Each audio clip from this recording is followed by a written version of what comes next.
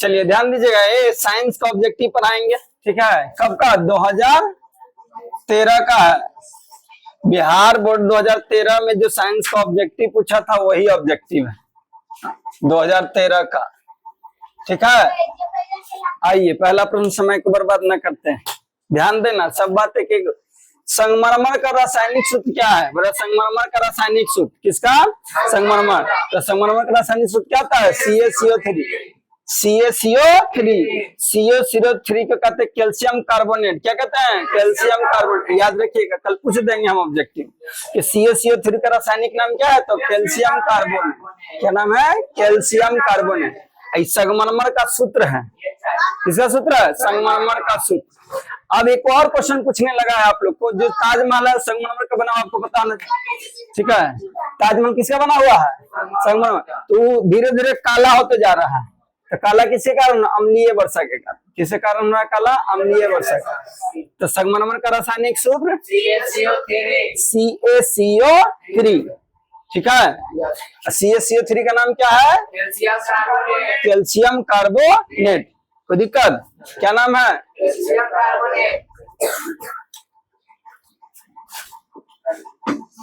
आगे बढ़े।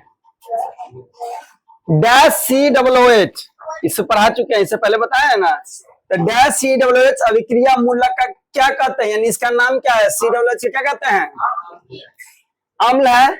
COOH क्या है? अम्ल है। अम्ल, लेकिन नाम क्या है? तो अम्ल है, नाम क्या है? कार्बोसिलिक अम्ल। क्या नाम है? COOH को क्या कहेंगे? कार्बोसिलिक अम्ल। COOH को क्या कहेंगे? कार्बोसिलिक अम्ल। COOH को कार्बोसिलिक अम्ल। Ketone CO। कीटोन किसको कहेंगे? CO। कीटोन किसको कहेंगे? नशा।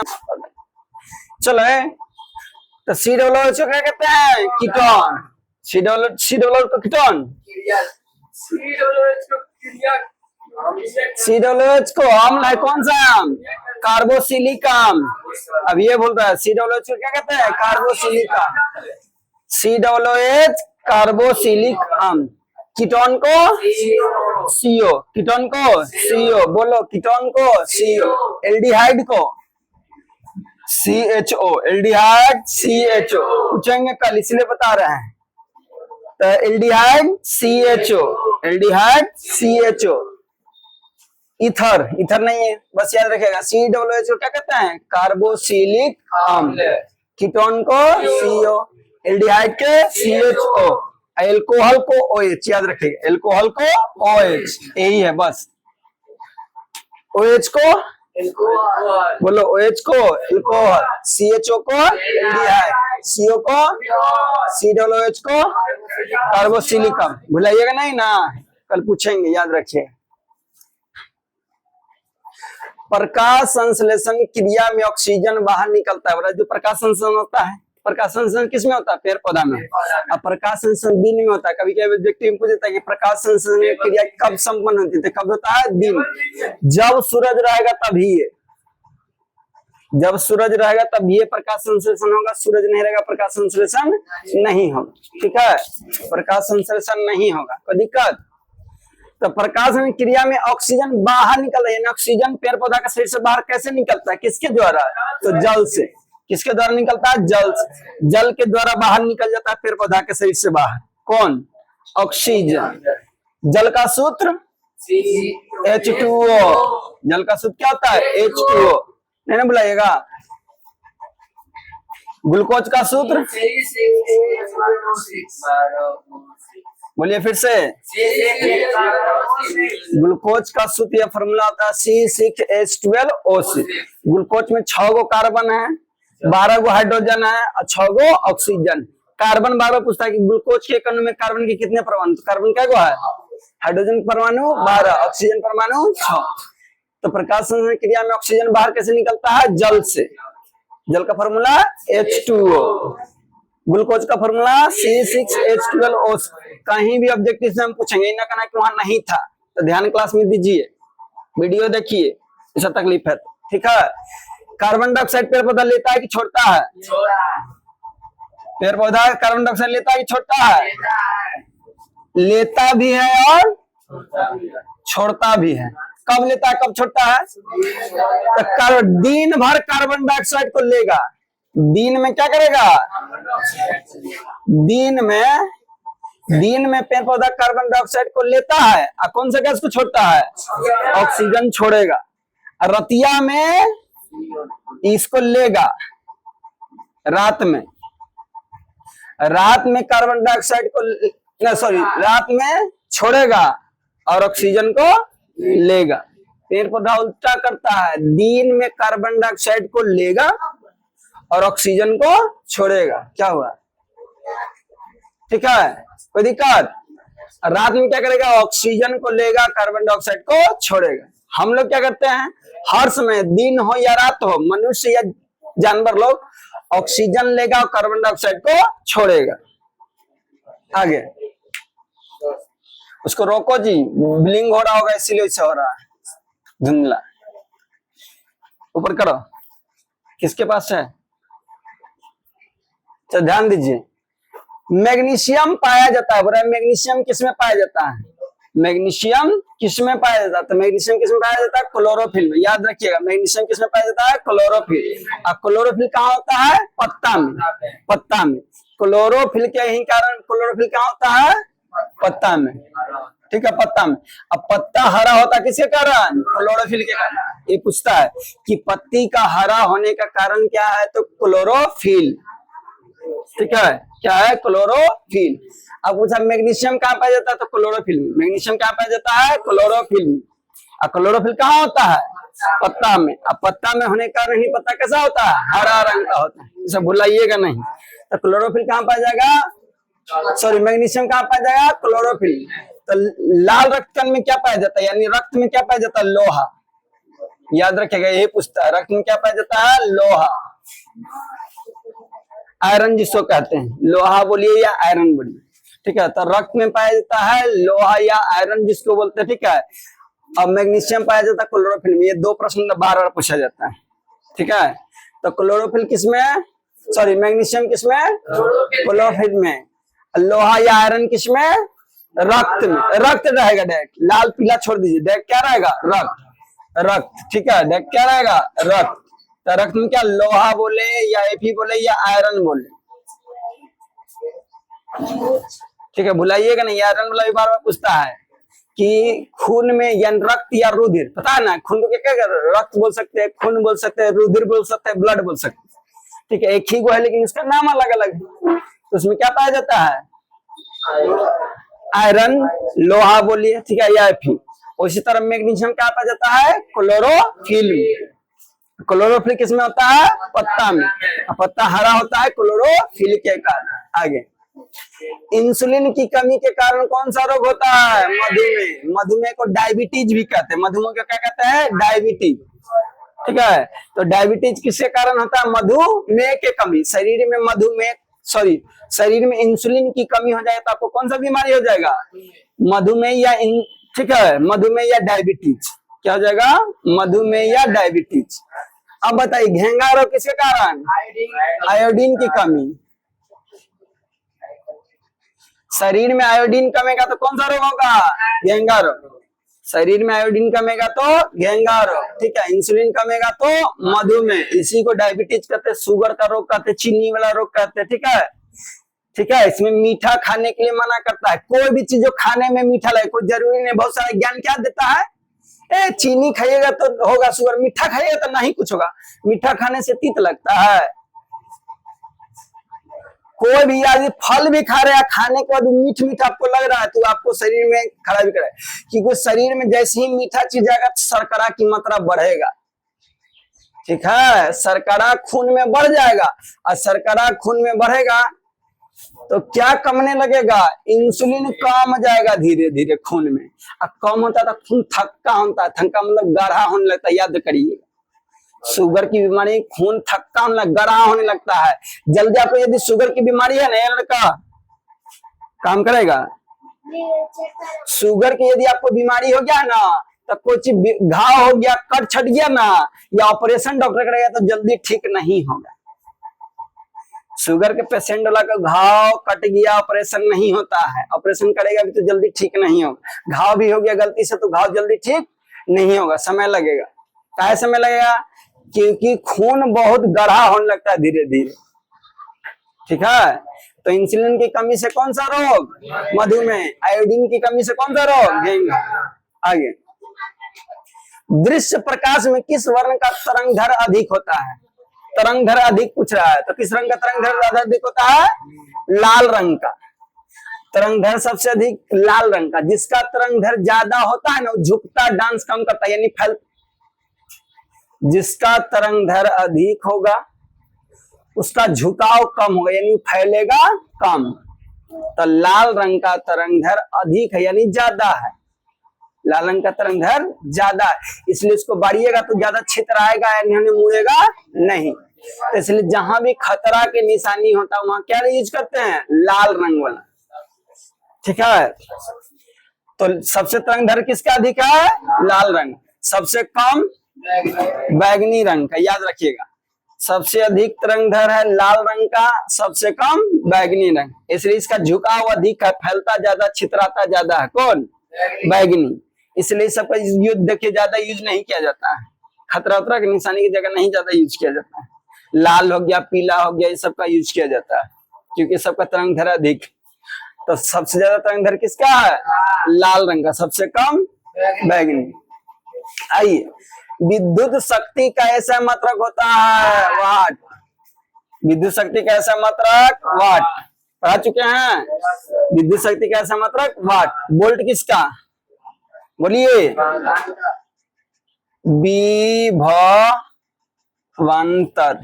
विभवांतर कैसा मात्रक? वोल्ट। विभव कैसा मात्रक? वोल्ट। विभवांतर बोले, विभवांतर कैसा मात्रक? तब भी वोल्ट। विभव कैसा मात्रक? तब भी वोल्ट। विभव या विभवांतर कैसा मात्रक? वोल्ट होता है। विद्युत शक्ति का ऐसा मात्रक? वाट होता है। और जूल? जूल ऊर्जा का, ऊर्जा का ऐसा मात्रक क्या होता है? जूल। कैलोरी भी होता है, ठीक है, जूल भी होता है और कैलोरी भी। ऊर्जा का ऐसा मात्रक? जूल। कूलाम? कूलाम आवेश। सब भुला रहा है कुछ ही में, बिना कुछ न तो सुनने वाला, हमको दम न से न पता है बच्चा। आइए, विभवांतर या विभव का ऐसा मात्रक? विभवांतर बोले तब भी वोल्ट, विभव बोले तब भी वोल्ट, ठीक है। विद्युत शक्ति का वाट, ऊर्जा का जूल, ठीक है। आवेश का यानी विद्युत आवेश का कूलाम। कोई तकलीफ नहीं है। ध्यान देखिए, एक क्वेश्चन में क्या सारा क्वेश्चन आपको साथ में बता दिया जाता है, ठीक है, जो आपको आने वाला प्रश्न में बार पूछा जाएगा। हाँ बउआ, क्या हो गया? प्रचक हो गया? ग्रामर भी पढ़ लिए? चलिए आगे करिए।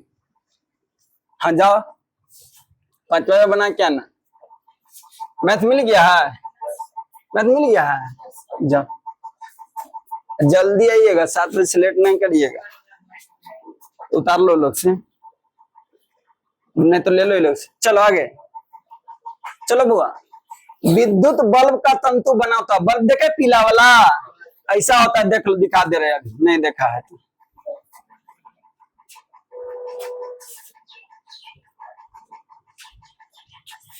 देखे ये बल्ब बनाने, आपको एग्जाम में आता है बल्ब बनाने, ठीक है। ये विद्युत बल्ब है, तो ये टंगस्टन यही रहता है, ये वाला जो आप दिख रहा है लटकल वाला ना, ये जो मुड़ल मुड़ल वाला दिख रहा है, तो वही पूछा है विद्युत बल्ब का तंतु, इसी को तंतु कहते हैं। इसी को क्या कहते हैं? तंतु। ये जो यही है ये तंतु है, इसको क्या कहते हैं? तंतु। ये क्या विद्युत बल्ब का क्या है? ये तंतु। तो बुरा कि विद्युत बल्ब का जो तंतु बना होता है, यानी किससे बना होता है? तो विद्युत बल्ब का जो तंतु बना होता है किसका बना होता है? टंगस्टन का, ठीक है। विद्युत बल्ब का जो तंतु या फिलामेंट कभी कभी बोल देता है, विद्युत बल्ब का तंतु बोले या फिलामेंट बोले, किसका बना होता है? टंगस्टन का। किसका बना होता है? टंगस्टन का। नहीं भुलाइएगा, भी आई है। विद्युत बल्ब का तंतु बोले या फिलामेंट बोले, किसका बना होता है? टंगस्टन का, ठीक है। किसका? टंगस्टन का। कोई दिक्कत? कोई दिक्कत? टंगस्टन। हीटर में, हीटर देखे हैं?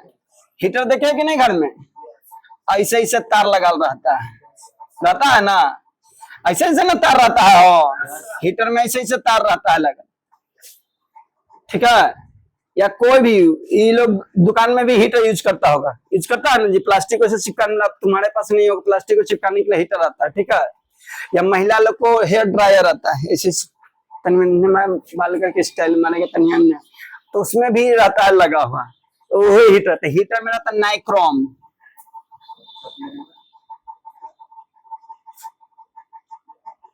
हीटर में क्या लगा रहता है, नाइक्रोम, हीटर में नाइक्रोम। ये बल्ब के फिलामेंट, फिलामेंट को ही तंतु कहते हैं, ये बना होता है टंगस्टन का, ना बुलाइएगा। चलिए, अति सुंदर। नाभिकीय ऊर्जा प्राप्त करने हेतु आवश्यक है, यानी नाभिकीय ऊर्जा हमको बनाना है तो क्या चाहिए, हीलियम, क्रोमियम, यूरेनियम, एल्यूमिनियम। क्या चाहिए, यूरेनियम। नाभिकीय ऊर्जा के लिए यूरेनियम और थोरियम, याद रखिएगा। नाभिकीय ऊर्जा के लिए क्या क्या चाहिए, यूरेनियम और थोरियम। नाभिकीय ऊर्जा के लिए बोलोगे ना तो तन मन तकलीफ होगा लीवर फेफड़ा पर, लेकिन याद हो जाता है। हम भी लंदन जाके नहीं पढ़े, हमको भी पढ़ाते पढ़ाते आपको याद हो गया, ठीक है। कि आपको ये क्वेश्चन 20 बार हम बोल देते हैं, तो हमारा जैसा गधा को याद हो जाता है, तो लोग होशियार बच्चा है, तो लोग को तो और याद हो जाना चाहिए। फिर उठना नशा में हम किले सबके सुत जाना, ठीक है। तो भैया नाभिकीय ऊर्जा में किसका, यूरेनियम और थोरियम का प्रयोग किया जाता है।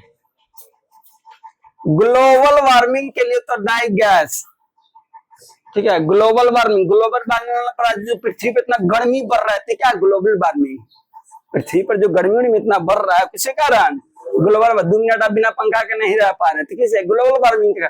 जो ग्लोबल वार्मिंग हो रहा है, कौन गैस करवा रहा है, इतना गर्मी जो बढ़ रहा है, तो कौन गर्मी कारण, CO2 के कारण, यानी कार्बन डाइऑक्साइड के कारण, ठीक है। अरे ठीक है, आइए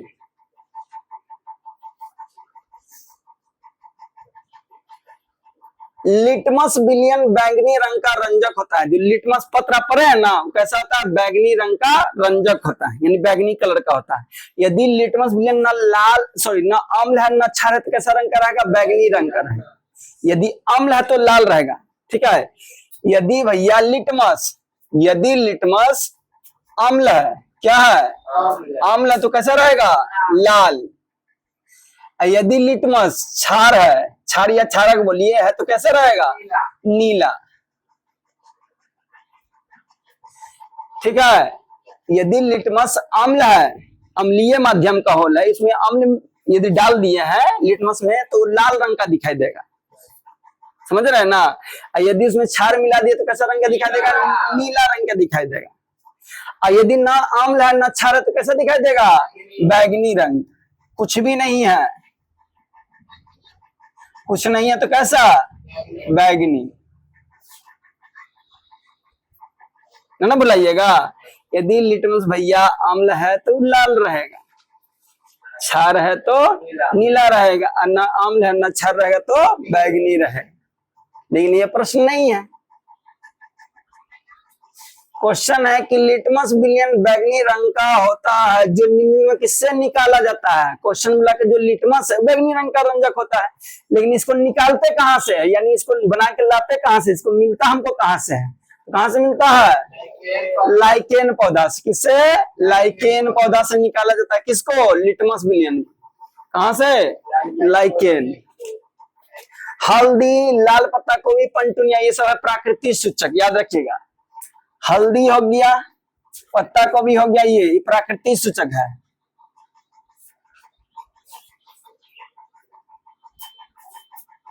ये प्राकृतिक सूचक उदाहरण है। हल्दी, लाल पत्ता गोभी, लाल पत्ता वाला गोभी देखे हैं, देखे कि नहीं, पत्ता गोभी लाल वाला भी आता है, उजले वाला खाली पत्ता गोभी देखे हैं, ठीक है। लाल पत्ता गोभी भी आता है, ठीक है। ब्रोकली जैसा, तो ब्रोकली फूल गोभी ना हो गया। पत्ता गोभी में जो उजला वाला हम लोग खाते हैं लाके ज्यादातर, लाल वाला भी आता है ना, तुम खाली देखा। हल्दी हो गया, लाल पत्ता गोभी हो गया, पटुनिया हो गया, ये सब किसका है, प्राकृतिक सूचक। या गुलाब का फूल हो गया, या अड़हुल का फूल हो गया, सब क्या है, प्राकृतिक सूचक। हल्दी हो गया, ठीक है, ये सब किसका है उदाहरण, प्राकृतिक सूचक का। आगे वीडियो को बार बार देखिएगा, आप ध्यान से देखिएगा हाँ सर क्या बोल रहे हैं उसमें। एक क्वेश्चन के साथ क्या वो क्वेश्चन बता देते हैं, वो सारा आपको एग्जाम पॉइंट ऑफ व्यू से बहुत जरूरी रहता है। विपत्ति नहीं रहता कि डाउनलोड करके देख लीजिए, डाउनलोड करोगे तो तोरे उतना फायदा होगा ना हमारा फायदा, नेट तो बर्बाद हो जाता है। 2 मिनट पे से रोक के देख लिया कर, ठीक है, कि वाईफाई के चक्कर में मार देता है टपा टप डाउनलोड ना जी। चलो, जब सोडियम हाइड्रोक्साइड जिंक से अभिक्रिया करता है तो कौन सा उत्पादन बनाता है, देखो बोला सोडियम हाइड्रोक्साइड यानी NaOH, इसको कहते हैं सोडियम हाइड्रोक्साइड। इसको जिंक के साथ अभिक्रिया कराएं यानी Zn के साथ अभिक्रिया कराएं तो बोला क्या होगा, Na2 कौन होगा बताओ, बी ना कि डी ना, बनाएगा Na2ZnO2 और साथ में हाइड्रोजन गैस देगा, ठीक है। यदि सोडियम हाइड्रोक्साइड को जिंक के साथ अभिक्रिया कराइएगा ना, मिला लीजिएगा तो Na2ZnO2 और साथ में H2 ना जी, H2O लिखा गया, H2 देगा, हाइड्रोजन गैस देगा, ठीक है। आगे बढ़े, चलो समझ में आ रहा है कि नहीं, कि खाली यस सर यस सर। कल क्या बार लिखेगा, 20 बार 25 बार एक क्वेश्चन को, घर में बैठ के क्या करता है। आइए, किसी भी उदासीन विलयन का पीएच मान कितना होता है, उदासीन विलयन का पीएच मान 7, अम्लीय है तो अम्ल है तो इसका पीएच मान 7 से कम, क्षारक है तो या क्षार है तो 7 से अधिक, है ना, भुलाइएगा, अरे भुलाइएगा। तो उदासीन विलयन का पीएच मान 7, उदासीन विलयन का पीएच मान 7, अम्ल है तो 7 से कम, क्षार है तो 7 से अधिक। कहता पढ़ाइए समझ में ना आता, इतना तो चलो होशियार है।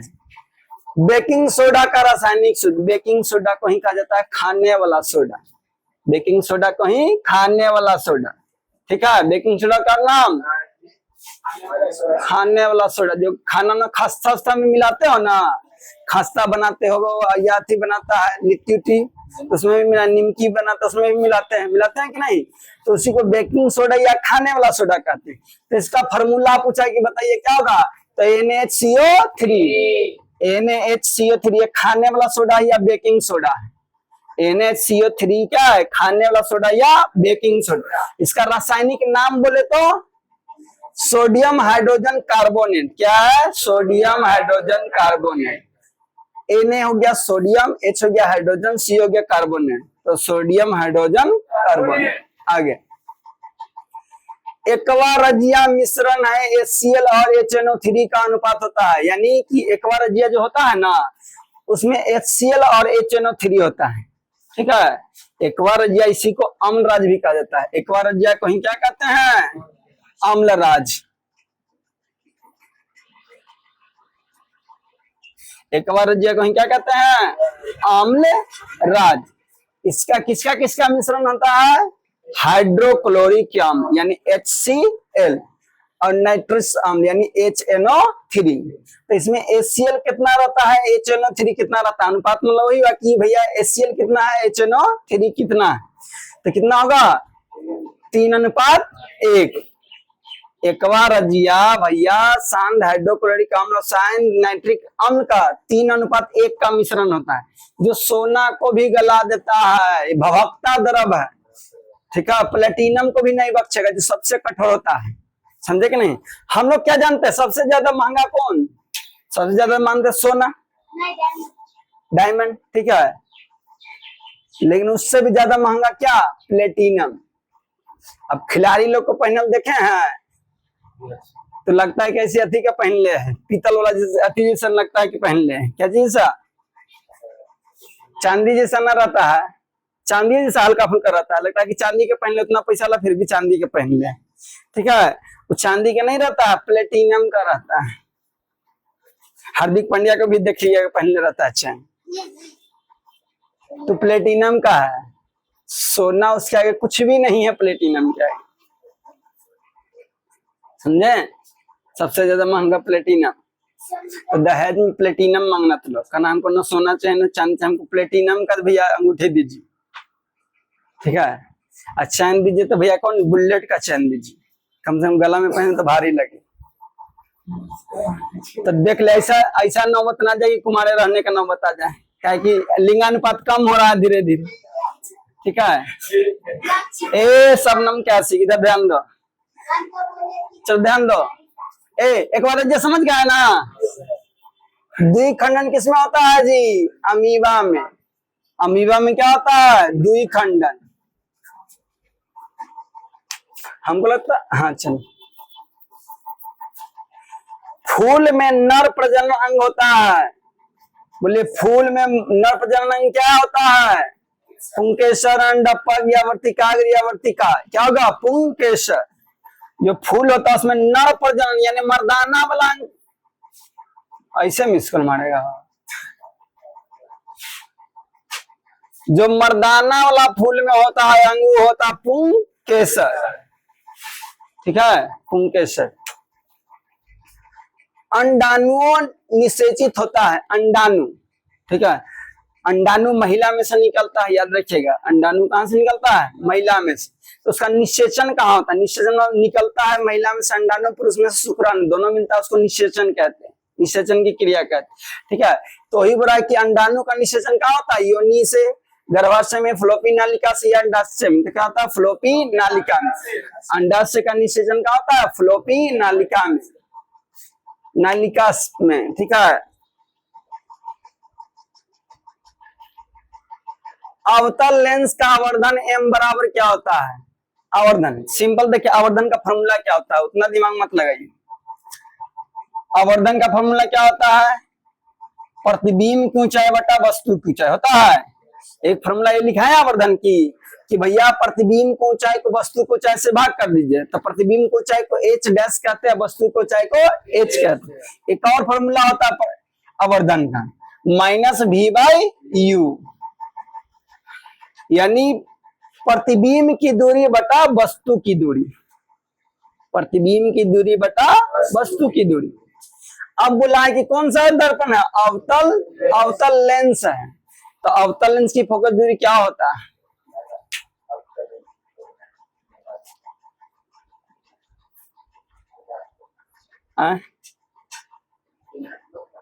तो कंफ्यूज तो लोग खुद है। अवतल लेंस की फोकस दूरी ऋणात्मक होती है, ठीक है, तो ऋणात्मक होती है।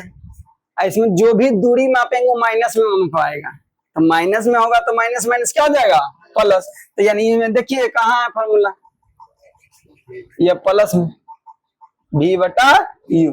आवर्धन कैसे फॉर्मूला बोले तो वस्तु की ऊंचाई, सॉरी प्रतिबिंब की ऊंचाई बटा वस्तु की ऊंचाई, या बोलिए -v/u। v की हो गया वस्तु की दूरी, सॉरी प्रतिबिंब की दूरी, क्या हो गया, v हो गया प्रतिबिंब की दूरी, u हो गया वस्तु की दूरी। चलिए नेक्स्ट, एक क्वेश्चन और होगा।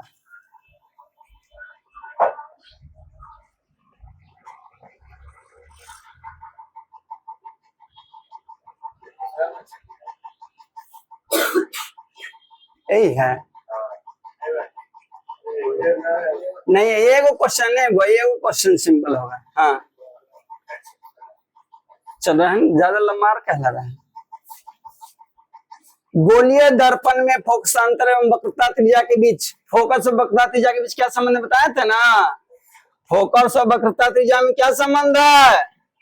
अब देखो लगता है सांप सुन गया, उससे कंफ्यूज हो रहा है। भैया बताइए फोकसांतर और वक्रता त्रिज्या में क्या संबंध है,